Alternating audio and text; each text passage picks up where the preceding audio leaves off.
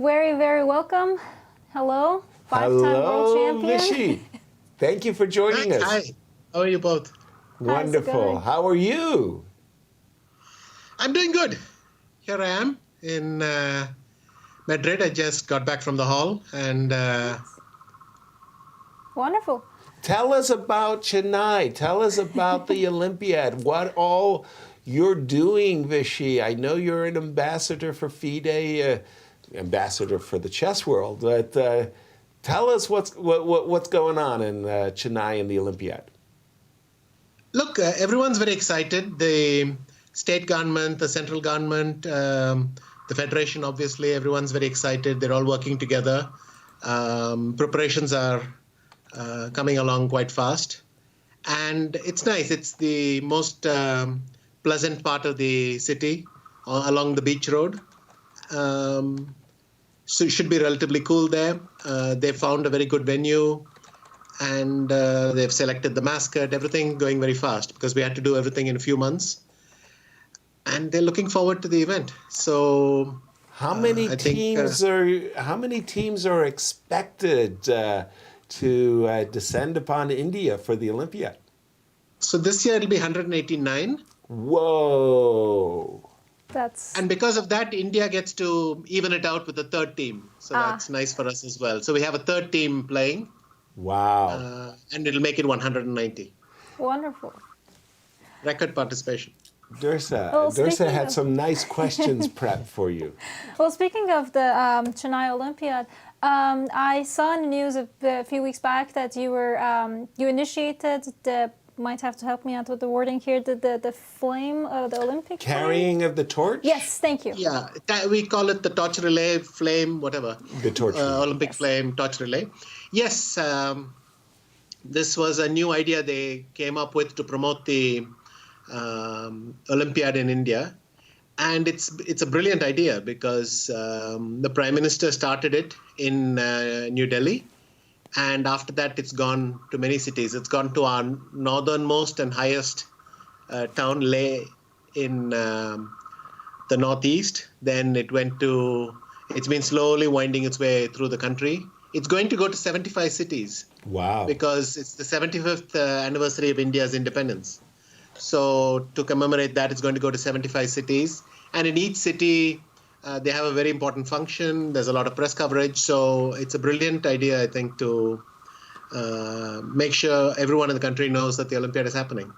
Well, that's certainly wonderful. Wonderful. Yeah, and well, I have way more questions. Well, let me get one in first. Vishy, good to see you, my friend.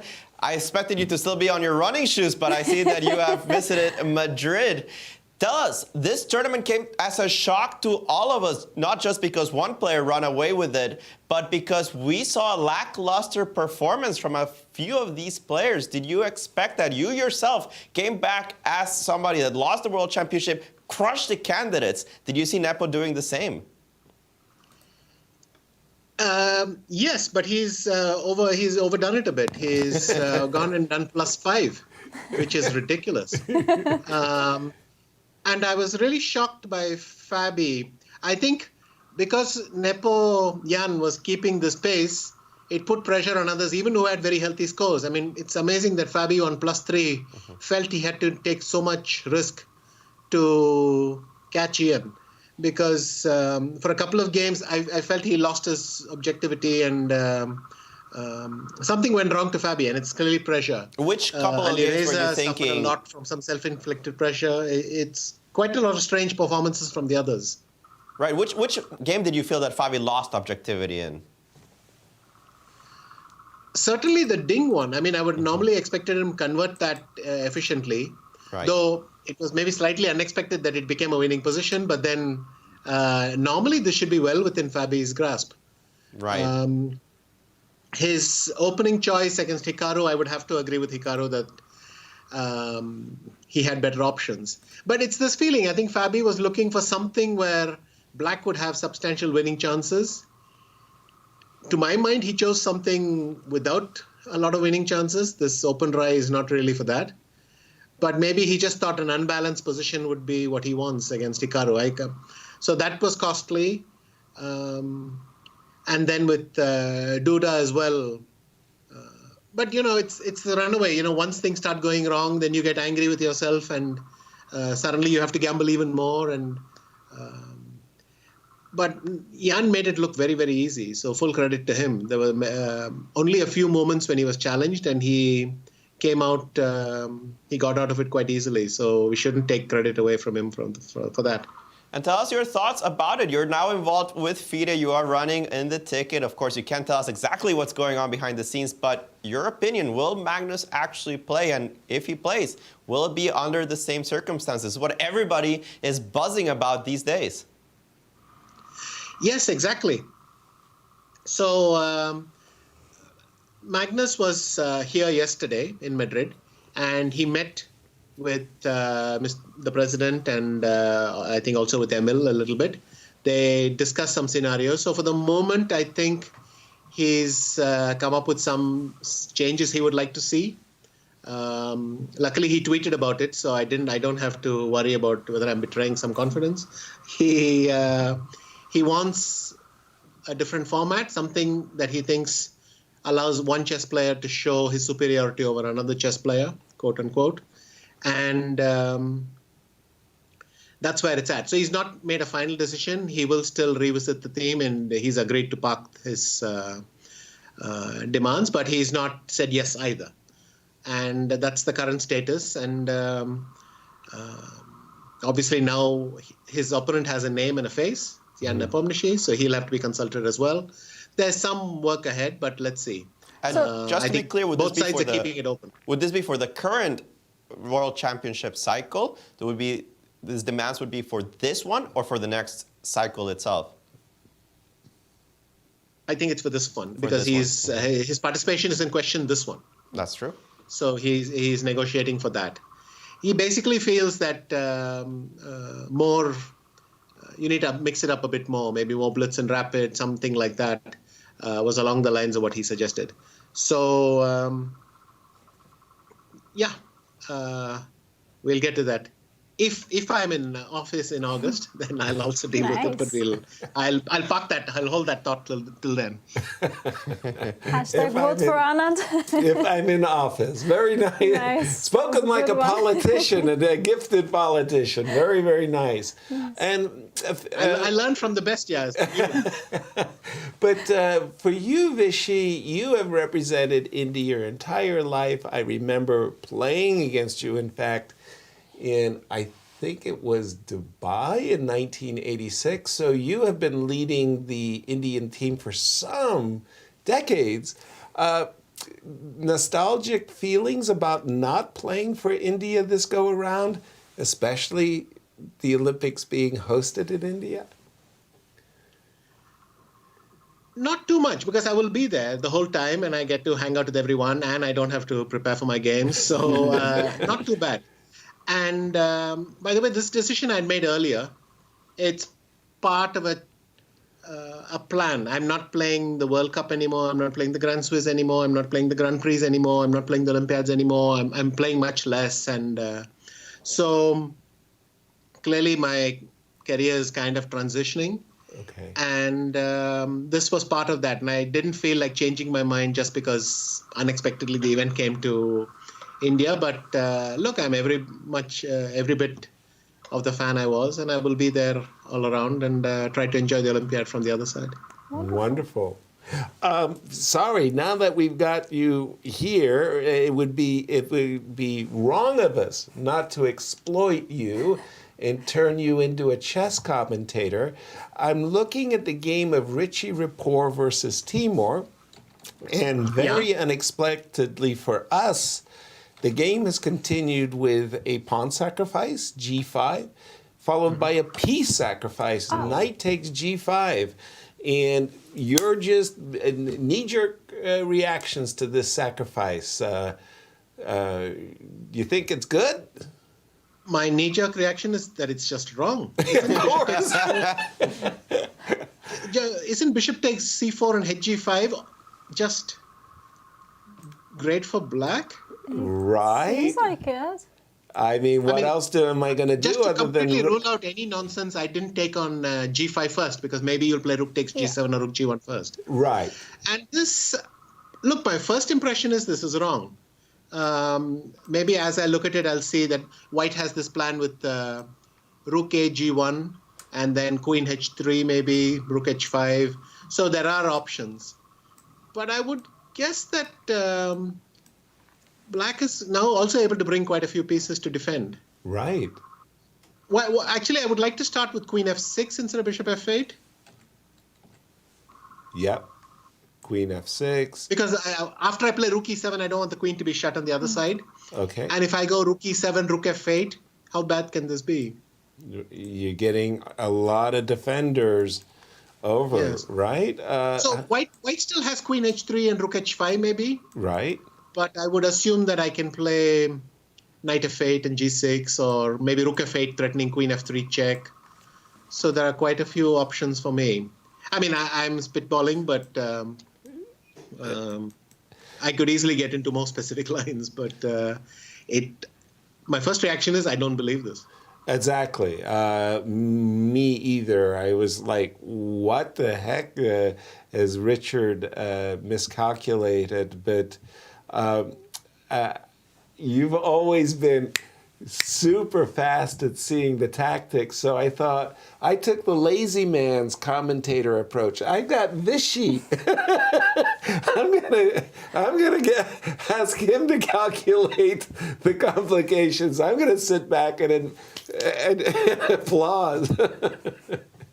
Wow. Because we Nice. were talking about pawn h4 before the move was Exactly. made. So that was. So your that first felt like reaction is this should not work. This is like ridiculous.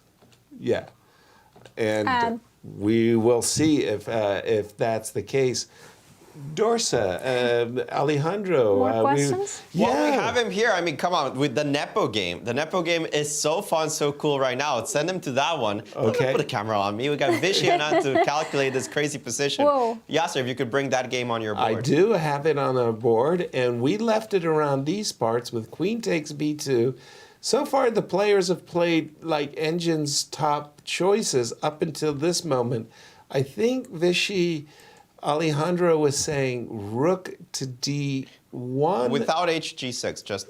Without hg6. Yes, exactly, because why not keep h6 in reserve? Exactly. And that was actually a key point, that the move h5, h6 was really putting some pressure on black. We're just going to jump basically to the game position. Bishop takes g6, Vishy. F takes g6, queen e4 on the board, and once again, just your knee-jerk impression. Is this good for who? I want to play rook takes d6, but queen g6, you start with queen g6 check first. Yep. So that's a problem. If I go king g7, then you have rook b1. Rook b1, yep. Oops. And that is not going to be good. Kind of crashing through, right?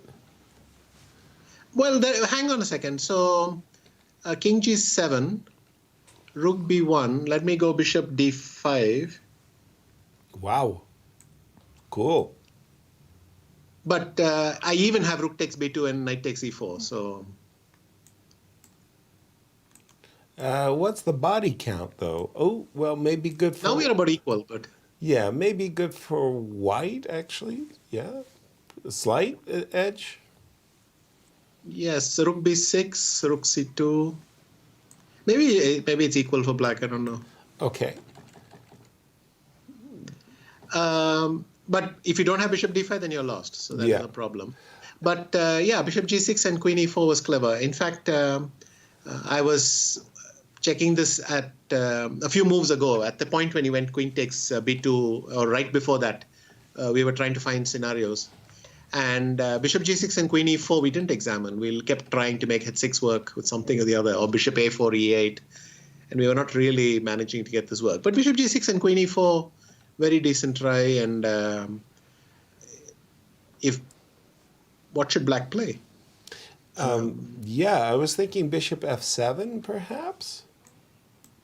Yeah, but then I can take on f7 if I want. Uh-huh. Yeah. I mean, just simple king f7, e6 check. Exactly. And now you either have to blockade it with your king, which is not a good idea, or feels like I'm on the precipice of defeat, right? yeah. Now queen h4 check, queen h7 check, etc. No? No, I'm not a happy camper at all. Not at all. No bishop f7. Oh, for me, sorry, queen e4.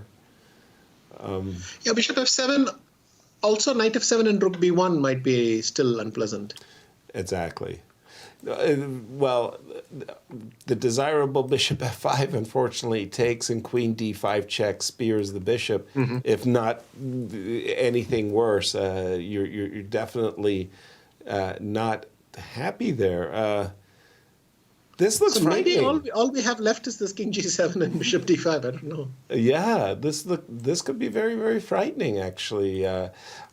Your impressions of Duda's event, the candidates. It says there were 3 players coming out as rookies, Vishy, including Duda. He came in with high expectations, having just won the Warsaw Grand Chess Tour, Rapid and Blitz. What do you think about Duda?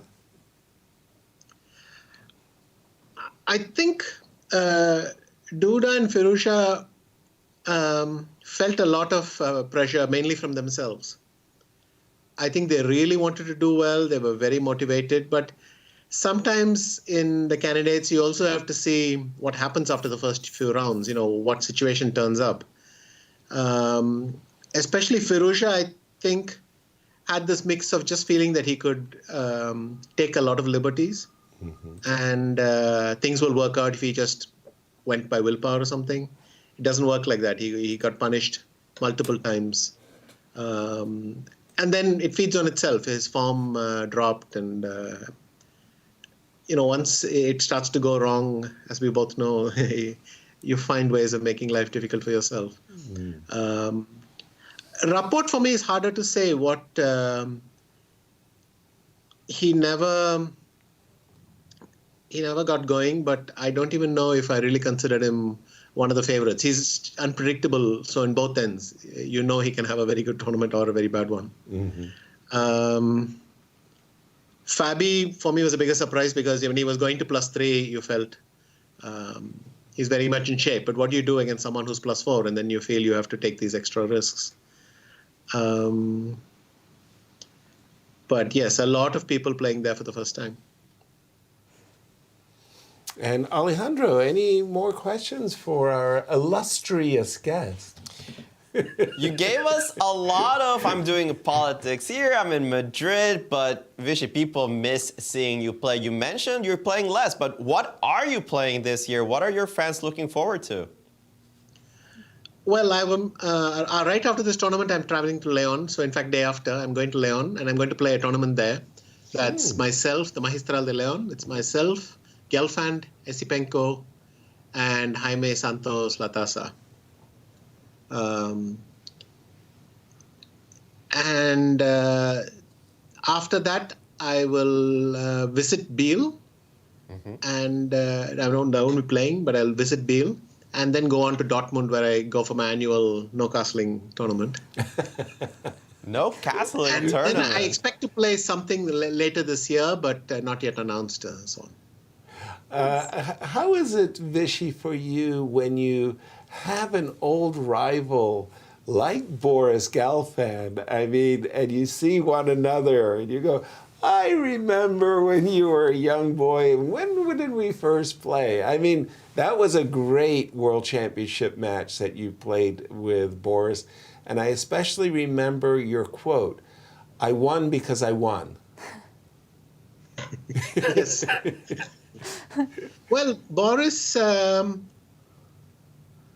presence automatically means I'm only the second oldest participant after a very long time. Which is wonderful, right? Which is wonderful. And this, I just saw that people who played with me in the juniors in Oakham have now won the World Seniors Team Championship. It's weird out there, yes. You got there before, but it's weird still when you go through this. And but it's nice, yes. with Boris and me, we go back such a long way. And it'll be nice that he's also competing. And in fact, it's almost a seniors versus juniors event because the other two are maybe just 20 each or 19 each or something. Kids. Oh, yeah. And the two of us. I thought so normally the way they split the pairing is they have two people who cannot be paired with each other. And then they draw from the remaining two numbers. Right. So let's say I couldn't play Gelfand, then I could draw from one of the other two. That would be obvious by age, but it's not the case by rating. So some ageism there in Leon, man. we gotta watch out there, but it's gonna be a great event. I always love this battle of generations. From these talents that you've mentioned, you have so many in India. Of course, we have Esipenko coming up. He's a strong 2700. But from the Indian players, you have so much talent. You got to pick one. This is the one that you feel is going to be head and shoulders over the others 5 years from now. Who is it? Oof.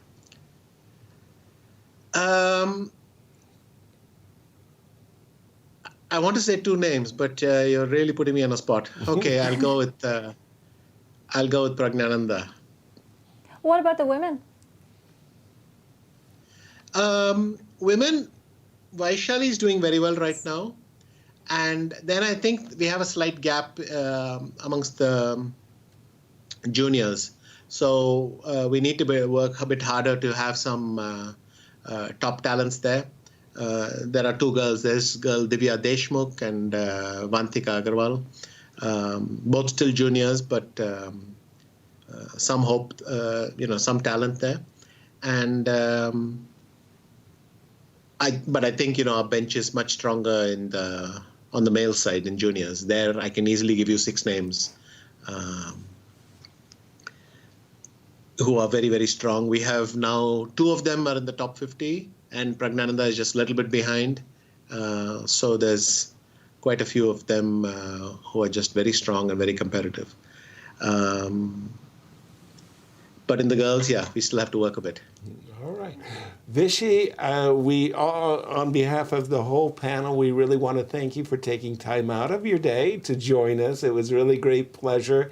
And to wish you and India the greatest of successes for the upcoming Olympiad. It will be an event the whole world will be watching.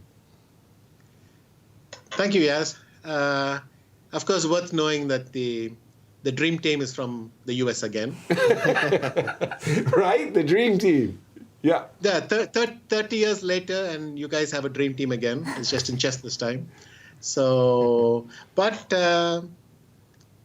it's great that you're coming full strength, and it should be a great event.